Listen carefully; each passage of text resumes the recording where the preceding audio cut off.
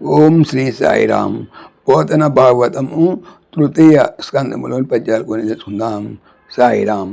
ముందుగా 63వ పద్యం. పాండుభూమీశ్వరుండు సంప్రాప్త మరణుడైన శిశువుల బ్రోచుటకై పాండుభూమీశ్వరుండు సంప్రాప్త మరణుడైన శిశువుల బ్రోచుటకై నిజేశం కూడి చనకున్న అట్టి కుంది భోజతనయ జీవించునే నేడు మను చరిత్ర. పాండుభూమీశ్వరుండు పాండురాజు ప్రాప్తించిన మరణుడు మరణము కలవాడు అయినా కాగా శిశువులను పిల్లలను ప్రోచుట పెంచుట కై కోసం నిజ తన యేసున్ భర్త కూడితో పాటు అనుసరించి శనక వెళ్ళకుండగా ఉన్న అటువంటి ఆ కుంతి భోజతనయ కుంతీదేవి అనగా కొంతల దేశ రాజైన భోజన కూతురు కుంతీదేవి జీవించునే బతికే ఉందా నేడు ఈరోజు మనువు వంటి చరిత్ర గలవాడా. భావము. ఉదాత్తమైన వర్తన గలవాడా ఉద్ధవ. ఆనాడు పాండురాజు మరణింపగా భర్తతో పాటు తాను కూడా సగమనం చేయకుండా బిడ్డల మంచి చెడ్డలు చూడటం కోసం ఉండిపోయింది కుంతీదేవి. ఇప్పుడు ఆమె క్షేమంగా జీవించి ఉన్నది కదా. తర్వాత 64వ వచనం. అని వెండియు అనగా అని మరలా. 65వ పద్యం. అనుజాతుండగు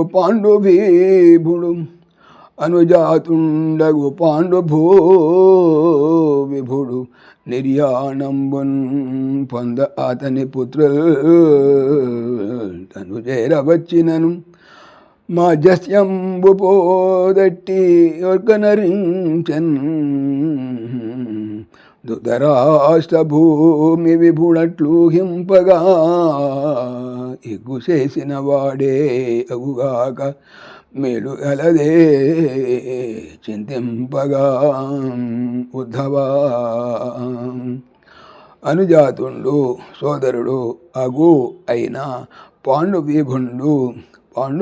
భూవిభుండు పాండురాజు నిర్యాణంబున్ మరణమును పొందగా అతని పుత్రుల్ కొడుకులు తనను చేరన్ దగ్గరకు చేరి వచ్చినప్పటికీ మాధ్యస్థంబున్ మంచి మర్యాద పోదట్టి వదిలేసి ఎగ్గు కీడు వనరింజన్ చేసెను ధృతరాష్ట్రుడను భూవిపుడు రాజు అట్లు ఆ విధముగా ఊహింపగా అనుకుంటుండగా ఎగ్గు కీడు చేసిన వాడే అగున్ అయితే అయ్యుండ కాక వచ్చును మేలు బాగానే కలదే ఉన్నాడా చింతింపగా ఆలోచిస్తే ఉద్ధవుడా.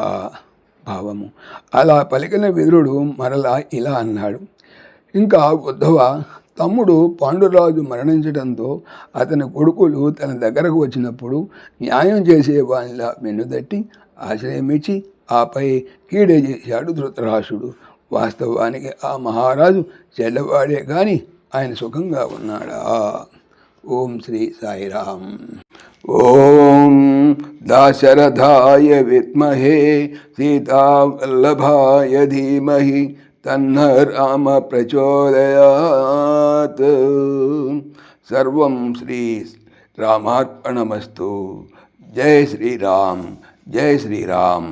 ఆత్మీయులకు మనవి, ఈ ఛానల్తో పాటుగా అనంత మహిమల శ్రీ సత్యసాయి అనే ఛానల్ మరియు లెర్న్ భగవద్గీత లైవ్ గీత అనే భగవద్గీత ఛానల్ను స్వామి నా చేత చేయించున్నారని మనవి చేస్తున్నాను. వీటికి సంబంధించిన లింక్స్ డిస్క్రిప్షన్లో చూడవచ్చు. సాయిరామ్.